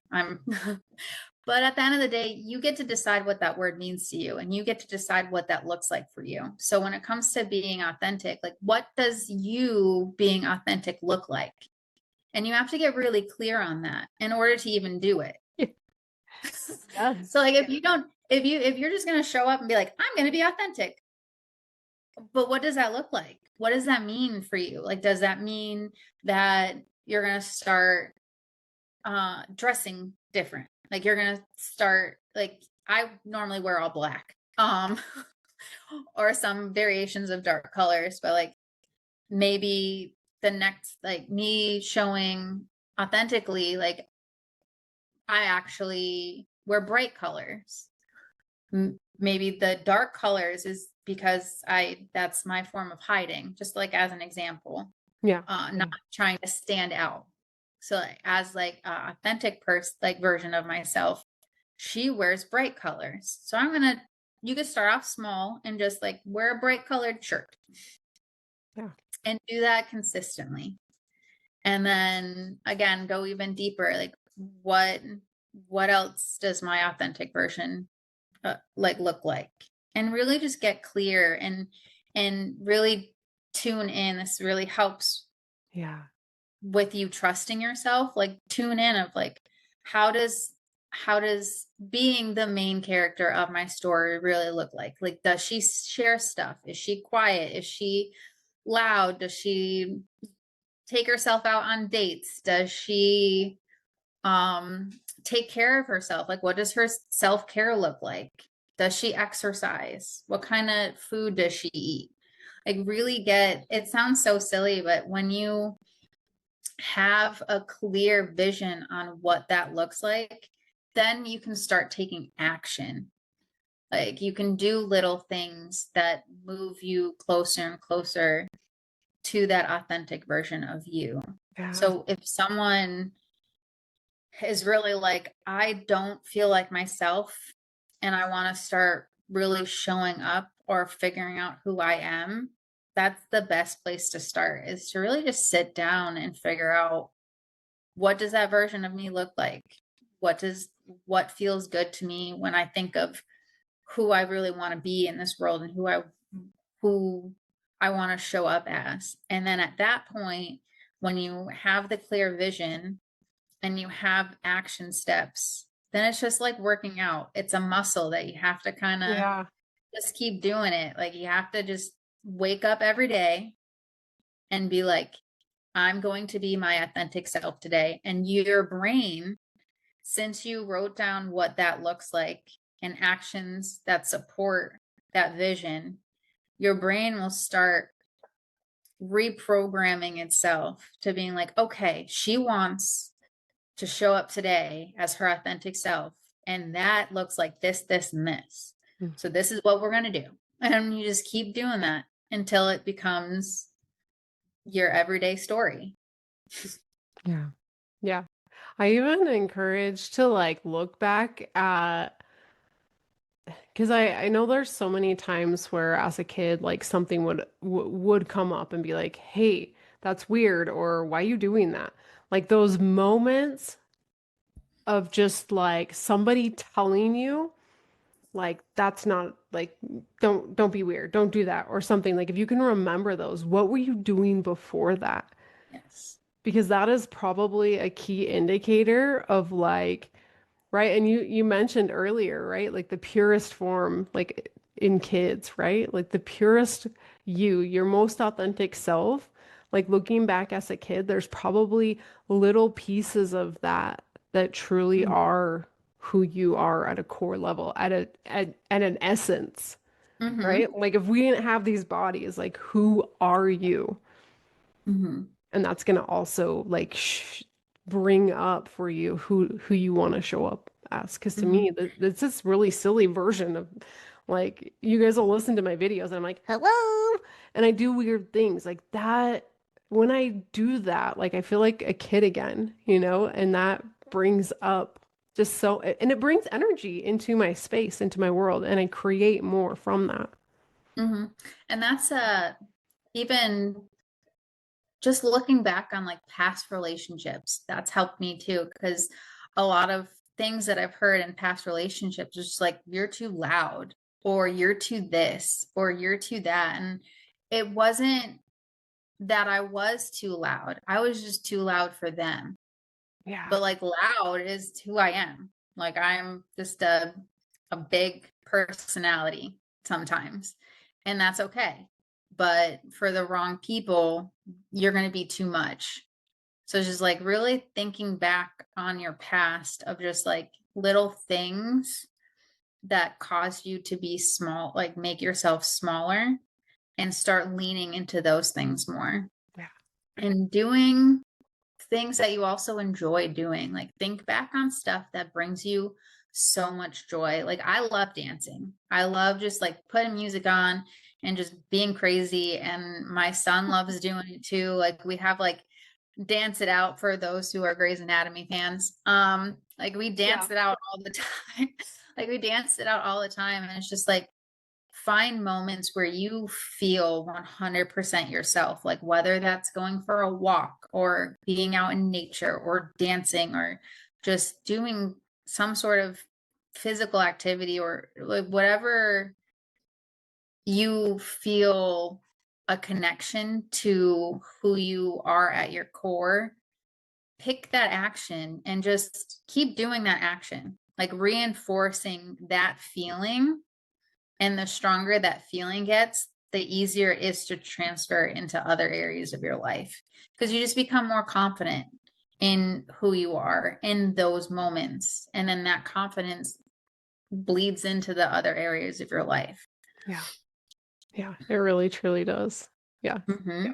In the manifestation challenge that we're doing right now, we're talking about confidence, and I think there's this huge misconception that confidence is just this thing that is given to some people, Mm-hmm. and it's not. Like people who are confident, and I'll say this like all the time over and over again, their parents either created a safe space for them to do that, and so they practiced being themselves, and so they felt safe doing it. So it built over time. Or two, they went against it and they practiced it over time until it felt comfortable. Or three, they've just built it. Like they've just built it. That's it. Like you build your confidence, it grows. And I think in a way too, confidence is kind of a little bit of an illusion. Like I think It's a feeling. it's just it is a feeling, and but at the end of the day, you could still feel scared to do something and then still do it anyways. And that's the biggest key. And that's also the biggest like misconception. It's just like, oh, she's so confident. She's not afraid of anything. Like, nope. Like I'm afraid of a lot of stuff. It's just you just do it anyways. Like that's and again, like you continuing to show up and train yourself on like, okay, I did this hard thing. Yes, like there was resistance. Yes, there was fear, but I did it anyways and I survived. So then it gets easier, but the Pulse check. fear, yeah, exactly. Like I'm alive, I'm alive. And I guess also too, you can be confident, but that fear or that like scariness or the nervousness, that doesn't ever go away completely. And that's Or it something don't that, look that way. and that's something that like a lot of people, when they see others on their journey and they see them transform and they see them have like these big breakthroughs, they get a little intimidated. And it's great to keep having conversations like this because it shows that there there's always going to be these voices. It doesn't always like they're not always going to be they get quieter. The fear gets a little duller, but it's just having that will. It's more of just like I'd rather have the willingness to keep doing stuff than the confidence. It's like again changing that, like going back to what I was saying earlier, like picking words and figuring out what the definition for you means. It's like, yeah, you can be confident all you want, but like what does that confidence get you?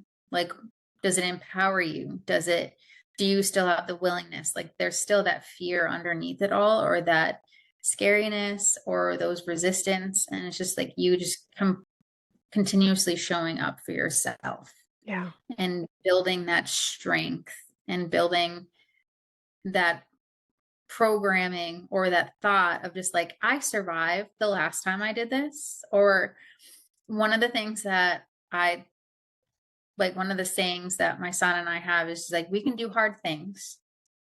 And that's true. We can. Like when we're faced with challenges, like we got it. We can do this. And like that comes from repetition. And that comes from just continuously showing up and building that trust within you that you can overcome this. And if you feel like you can't, there are people out there that can help you overcome it, or there's guidance that you can Right. seek. And again, just like building up the feeling and the trust that everything's going to be okay, that you got this, that you can keep showing up as yourself and Yeah. you'll be okay. Yeah. Yeah. Because I mean, in all reality, if like confidence is just a feeling, then it's really that inner dialogue and it's the trust that you build with yourself. Like it's definitely like confidence is a byproduct of the trust. Like it really starts with the trust, like trusting yourself and having the courage and the willingness. And again, like that, like fear is still there. It's just doing things anyways, even when you feel a little resistance, trusting in the process, trusting in yourself, and just continuing to move forward. And then, yeah, that confidence is like a byproduct. You, like you said, you don't just wake up being confident. It is a byproduct of continuously showing up Yeah. for yourself and proving to you that you can trust yourself, that you could, this goes back to like being authentic and then creating authentic relationships. Like you are showing up as you are showing up, like say you have this beautiful, solid foundation in yourself that bleeds into the relationships. Like we had talked about this earlier. It's just like you start attracting people because you are finally showing up as you. Yeah. And that bond's even stronger because they know the real you. They don't just know this person that you've been pretending to be or acting like they don't know the supporting role version of you. They know the main character version of you. Yeah. Now that bond that they have is even stronger and you feel it even stronger because now you're connected at a deeper level because you are who you are and they like who you are. Like, so yeah. Yeah. Yeah. Yeah, like you said, the bond grows stronger. Mhm. Okay, so I have two more questions for you. Um, I want to talk a little bit about the your spiritual journey. You've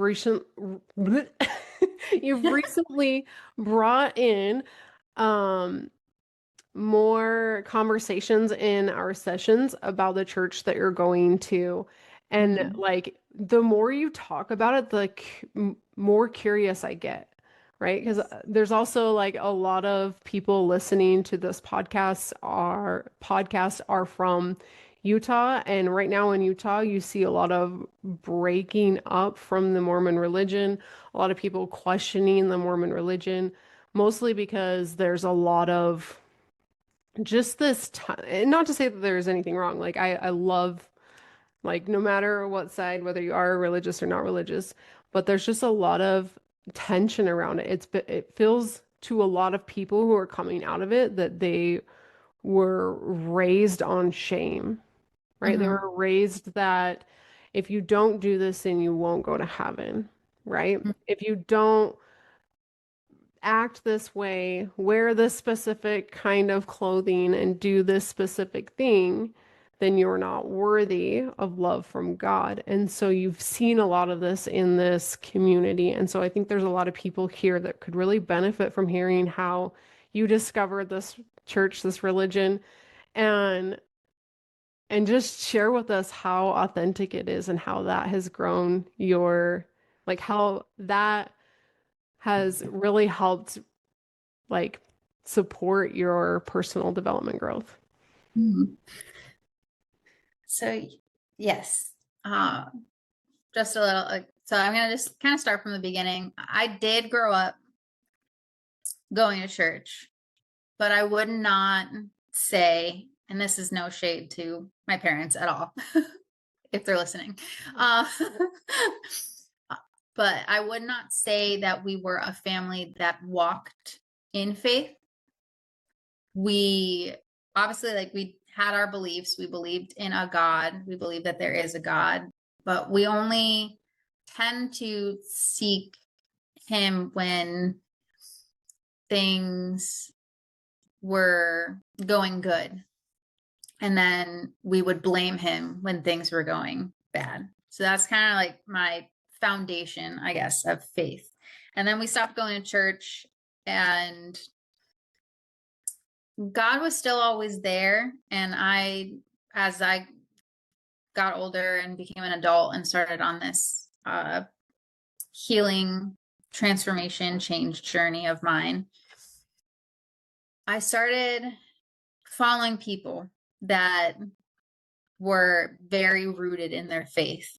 And looking back, I don't think there's no coincidences. I don't think, like, things, God places stuff into your life for a reason. And so I started following all the coaches and not all of them, but a lot of them were very rooted in their faith, and they would share books that were faith-based. So then I started reading them and getting curious, but still it was all very surface level. I was still seeking God when things were going right, and then kind of blaming Him when things weren't going well. And then fast forward to 2 years ago, I had gone through an experience and really was just questioning everything. And it was in that moment where I'm just like, God, I need your help. Like, I'm going through this and I know you're going through this, but like, it doesn't make any sense to me. I'm like, why this happened and why I'm going through it. And I need your guidance and I need your help. And it's the first time in my life that I was seeking Him when things weren't great. I wasn't blaming Him. And then my coworker, who is now essentially my sister, she grew up completely different than I did. Her family and they walk with God. They walk in faith. It's in every part of their life, every part of their being, and you can just sense it from them. Like there's something different. There's a light, there's like a glow about them. And a lot of I feel like society has this misconception too of people who walk in faith, that they are in this box, that there is like this rigidness, that there are these rules that they follow. And with this sister and family of mine, that's not the case. Like they still live their life. It's just they live it with the foundation of faith in God, and they view him as this being that helps them, like this co-creator. Like there is still free will, but at the end of the day, God makes a way. He is the one that will help. He takes all of our burdens from us. When we can't, when we feel like we are at our lowest, he is there.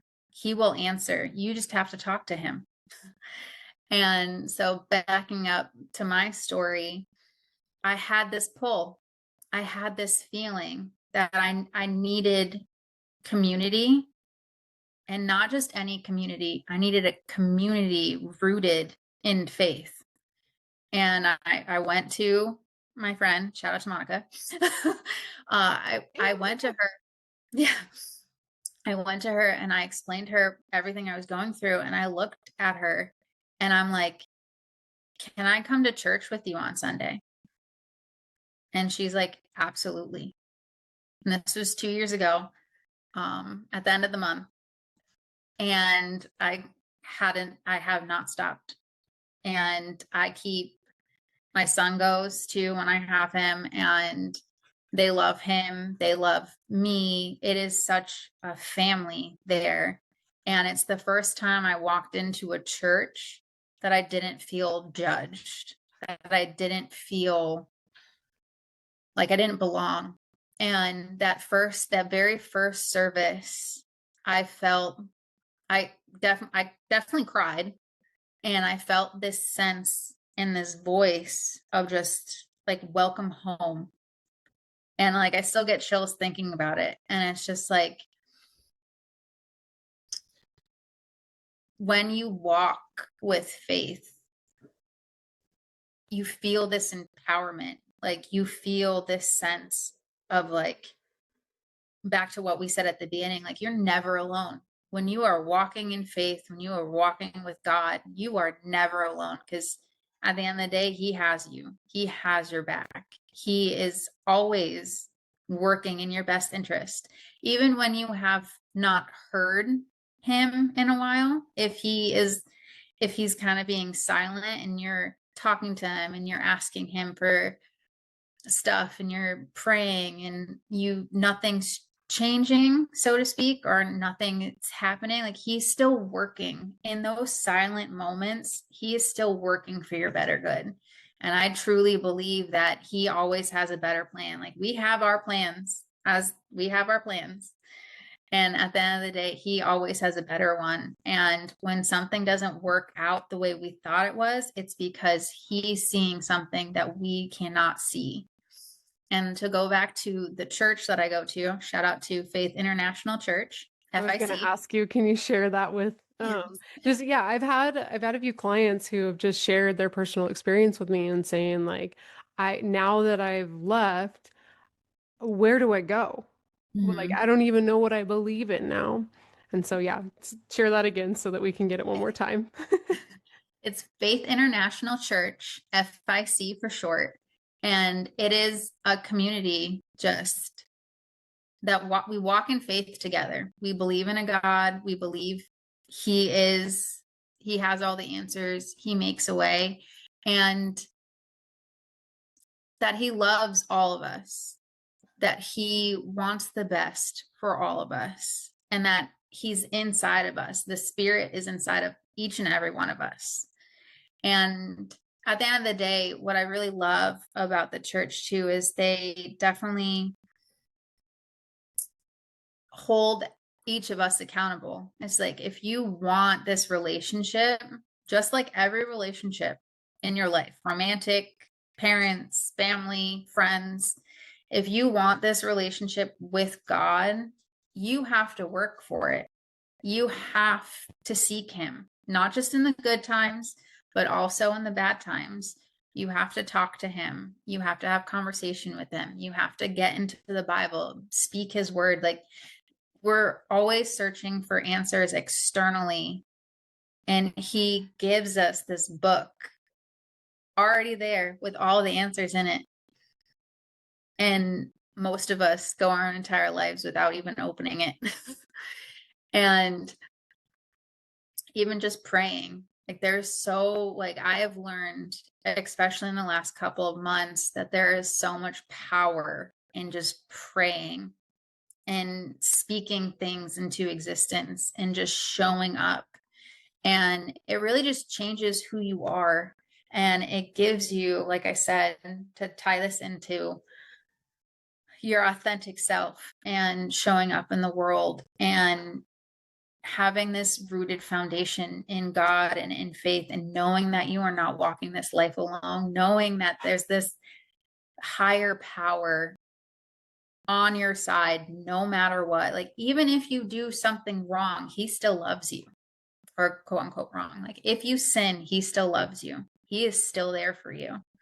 Like, everyone, especially me growing up, like, I'm like, He left me. Like, no, He never leaves. He is always there. You stop, like, I stopped seeking Him. Like, He's been there the entire time. And I'm the one who left the relationship. And now I've come back. And it just, there's like this sense of empowerment. And it really helps reinforce the trust that I have in myself, because I know I'm not doing this alone. I know that He's there, and I know that He's guiding me, and that He gives me the answers, and He helps me see what I don't see, and He shines the light for me too. And the community I have in this church, they're there. They don't act like they have all of the answers, because they don't. And that's just fact. Well, none of us have all the answers, and they are not afraid to be like, I don't have the answer, but I know who does. Like, I know a guy. That's like one of the fame, like, one of the phrases that we say is just like, I know a guy and his name is Jesus. Like, it's just, and it just like gives me, like, every time I walk into the church, whether it's for service or I'm there because I dance for the church. It's one of the ministries that I'm involved in, whether it's for dance practice, or it's just like, there is this whole different atmosphere in there, and you can just feel it. You can feel the power, and you can feel the strength. And the more you're around people like that, and the more you see people walking this life, the stronger you feel, and the more empowered you feel. And then it's just like this ripple effect, is like, you're around all of these people, and they're so loving and so supportive and so strong in their faith, that strengthens you, and that builds your confidence. Yeah. And then you walk out of the church, but that doesn't just stay in church. That walks with you. Yeah. And then you start showing up even more as the person that you are, because you realize that God loves me, and that, like, I take that love with me, and He loves me for who I am. So why don't I love me for who I am? And then I start figuring out why I don't love me. And then I start learning ways to love me. Like, it's just this like ripple effect. And then I, walking in my faith and walking as the person that I am gives the opportunity for other people. Because people have come to me and they're like, you look different. You seem different. You look happier. Like there's like this glow about you. And I'm like, yeah, that's because I know a guy. I know a guy. Yeah. And yeah, so it's just like for anybody who's looking for answers, again, it's just, I've definitely grew up too where religion, like I said, was very rigid. Like there is this, like you have to do certain things or you're a terrible person. Right? Like walking into the church for you feels like at home versus I think a lot of us walk into the church and we're like, Who is it going to burn down yet? exactly? Yeah. Well, and that's kind of that's how I initially felt like I was a little nervous, like as a like I don't know if I had mentioned this while we were talking, but being a single mom walking into a church, like there's a lot of misconceptions, there's a lot of like potential resistance, Yeah. and I wasn't met with any of that. Like I walked in and people were like saying hi and welcoming and hugging me like I had been there for years. And even now, like I've been a part of the church 2 years and I'll be talking to Yeah. some of the members and they're like, you've only been here 2 years. Like we're all family. And it's Yeah. just it's a beautiful, beautiful feeling. And it's a wonderful sense of community. Like I know that I could reach out to anybody from church if I ever needed anything and they would be there. And it's just it's hard to explain because it's just this feeling. And again, like the more what I do love about it too is that this kind of ties into what we were saying about like intentions, and then there needs to be that second aspect of like actions. So like all the people in my church, including myself, like we have this intention, we have this foundation, like we follow God and we follow his word, but we don't necessarily promote it in a pushy way. We promote it in the way that we act.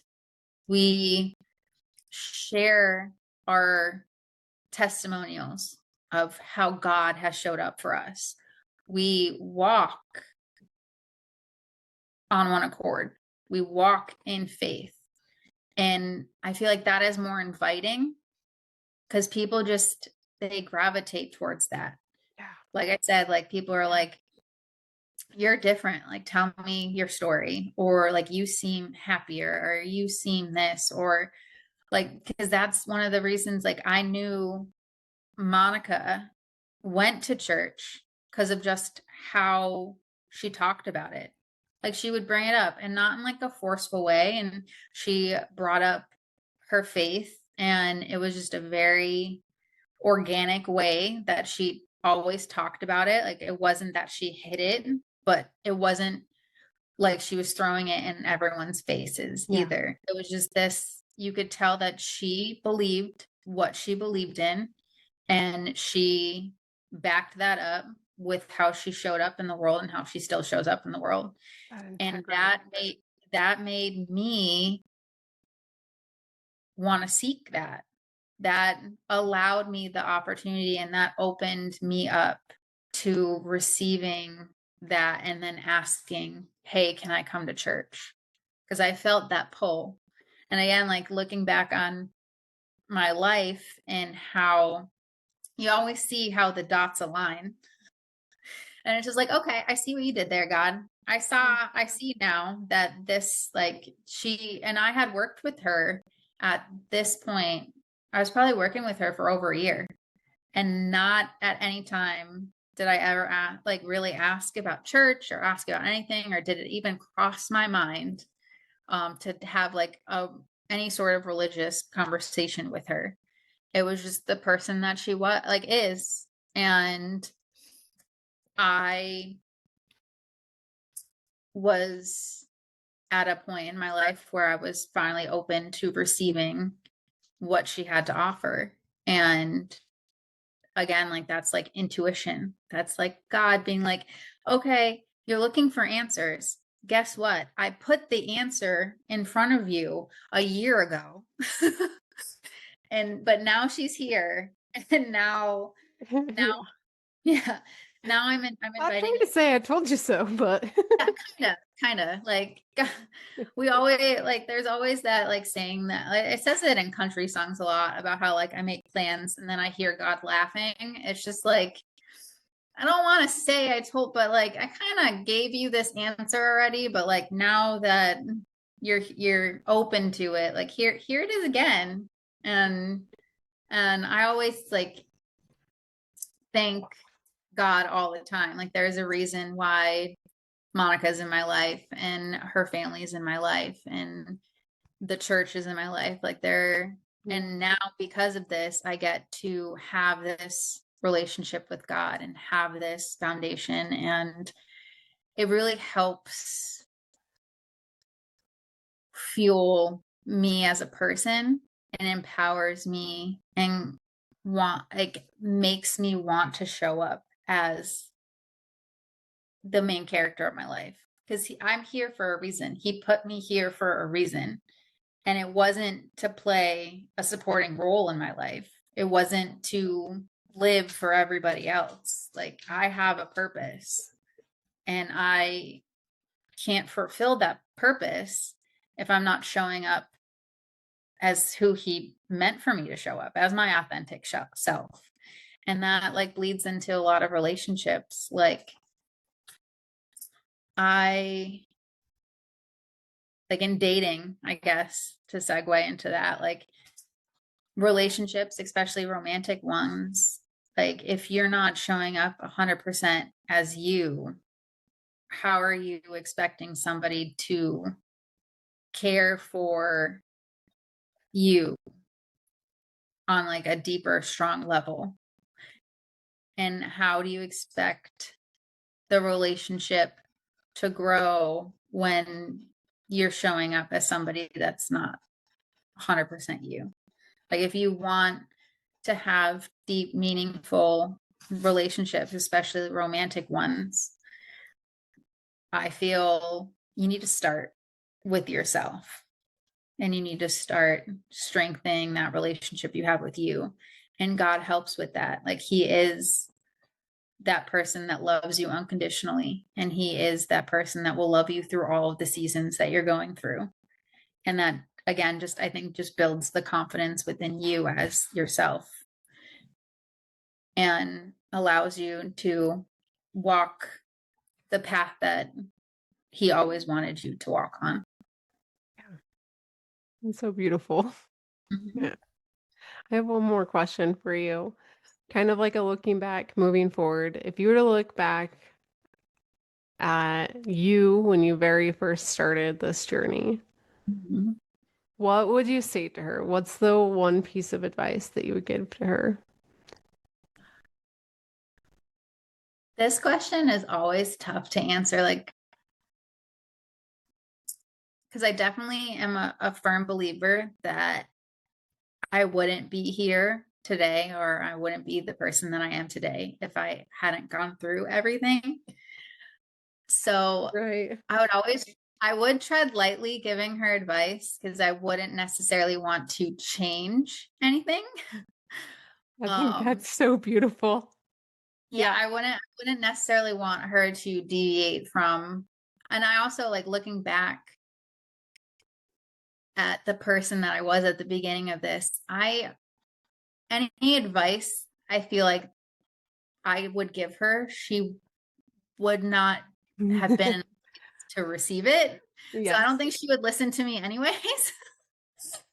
um was and am still semi stubborn, so I kind of have to like learn things for myself. So I feel like if I did give any advice, she'd be like, "Okay, yeah, whatever. What do you know?" Um if anything, I would definitely strongly encourage her to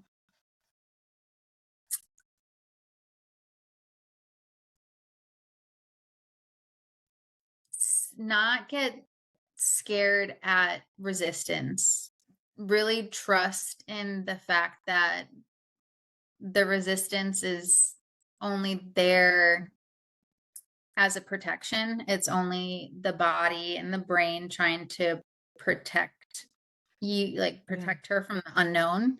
It's not her gut telling her that this isn't a good idea or this isn't like the right path. It's just an opportunity to keep pushing forward. It's a sign that shows you that you are on the right path. That's how I view resistance now. It's just like, this is something that, like, the breakthrough is on the other side of this. Right. And then to just like keep pushing forward and keep going and trust that you'll find your way. And just, yeah, just don't stop, really. It's just, I definitely look back on my journey, and there was a lot of times where I started and stopped and started and stopped. And again, I wouldn't change any of it. I don't, while there are some stuff on my journey that I kind of wish I didn't experience, like at the end of the day, I do not regret anything. And for me, anything I would quote unquote say I regret, they were just lessons and opportunities for me to grow more about myself. I wouldn't change it. Like, I wouldn't change anything, and I wouldn't change what I've gone through. Because again, I am the person I am today, and I am like, I have this beautiful life that I have today. Is it exactly the life that I envisioned? No, that's for my like next self to figure out. It's just like my here and my now. Like, I'm in the middle of a story, and I love where I'm at right now, and I love where I'm heading. And I would be a little worried if I gave her any specific advice that would derail her I'm exactly from where how you we got here. So yeah, I would, if anything, I would definitely just tell her to like lean into, like, get comfortable with the uncertainty a little bit quicker. Then, because now I like, uncertainty doesn't scare me, and uncomfortable doesn't scare me. So like, that would be something too, just like between resistance and uncertainty and uncomfortable, like all of those are just invitations and opportunities to lean into more and grow more, Mm. and just get comfortable with all of that, because that is part of this journey. That's a huge part of this journey. Is that's how you shed older versions of yourself and grow into new ones. But yeah. Yeah, I love that. I don't think we recognize that until after we're through it. And Yes. my husband and I will always argue that, like, the time we lived with my parents, he's like, I wish we would have never moved in there. And I'm like, had we not moved in with my parents when we were building the house, like, we would have not recognized this pattern that, like, with mine and my mom's relationship and how that impacted our marriage. Mm-hmm. We would have never known that. And so he's always like, I hated that we lived there. And I'm like, I know, but we would have never grown had we not Mm-hmm. been there. And it's just Yes. crazy. Like, every single derail Mm-hmm. is there for a purpose and a reason. And it's sometimes really be frustrating in the middle of it, Yes. especially Yeah. if it's intense. Yeah. And it's not, like you said, it's not until after the fact that like you realize that that was more, again, back to God and religion and faith. It's just like, that was a redirection. It was not like a failure. It was not like, at the time it felt intense, and at the time it felt like you were going backwards or all of the, but it was just God redirecting and God guiding you. And sometimes things feel challenging and hard. And that's where, for me, that's where faith really comes in handy, I guess, for lack of a better term. Is just like, in those hard moments, you have this sense and this higher power and this feeling of just, I can do this. Like, I'll get through this. Like, this is challenging, yes, but in this challenge, like in this challenging season, he is preparing me for what is next. And just like, it's not, at least for me, like, it's not until after the fact where I'm just like, oh, I see what you did there. Okay. Like, now I have the strength and you're preparing me, like, you prepared me for this next step. Yeah. He's, yeah. Yeah. Love it. Yeah. Well, this has been beautiful. So Mhm. much wisdom and like so many golden nuggets to just take. So, if you guys are listening and you found that one of like just one piece, like share with us in the comments. If you're listening on YouTube or on Spotify, share with us in the comments like what piece of advice, what piece of wisdom was your favorite. And then just like give this a like. And Amanda, if if anyone's looking to reach out to you, if they're curious about um a virtual assistant or wanting to know more about your your path and your business and what you're wanting to grow, I think a lot of people who are in the personal development space, coaches and things like that, they're wanting someone who can help them grow their business, but also is rooted in that kind of mindset, right? Like whether they're a mindset coach or health coach or whatever it may be, they want to bring somebody in their business that also has the same values. Mhm. So my guess is that people are listening and they're like, how do I get a hold of her? How can people reach out to you and ask you if they're curious? Instagram is probably the easiest way, and my handle is at the Westgate Co. Um, and yeah, just friend me, DM me, and I would be happy to talk to anybody about anything if they want to ask me questions about topics that we discussed, or they are looking for a virtual assistant and need some guidance. Like, I'm here to help. Yeah. Yeah. And then one more time, share with us the church that you are attending. And is there a place that they can find, like if they're not in the same like location, is there a place they can find access to that? So yes, the church again is called Faith International Church, and they do have an Instagram. They also have, if you just go to YouTube, we stream all of our services. We have a Wednesday service and we also have a Sunday service. So if you just go to YouTube and type Faith International Church, we have our YouTube channel. You can subscribe and you can tune in on the live streams. And yeah, we're on Facebook. I think we're on TikTok, Instagram, all the places. And if you have trouble finding them, definitely send me a message and I can direct you to where to find them. Yeah. Sounds good. Thank you so much. Thank you for being here. This has been like fantastic. Yes, thank you for I having always me. learn so much from you. I'm one day gonna talk her into creating her own podcast. If that's aligned, right? Yes, In her journey. we'll So, see. It's one of the many ideas that I have, yeah. head. Yeah. That's a fun thing too. Like, I think it can be real quick, real quick last minute thing. Like, if you're just stepping into this and kind of what Amanda mentioned earlier, like you're gonna start getting all of these ideas. So many things are gonna be popping up, and your brain might tell you that it's like, right, that you need to be very clear and very specific, that you need to pick out a niche, that you need to do this, this, and this. Like there's gonna be so much resistance to it and trying to keep you safe and protected and not like go outside of the comfort zone. Just remember like the breakthrough is on the other side. There's that clarity that comes after you get curious, you tune in. Yeah. Yeah. Okay.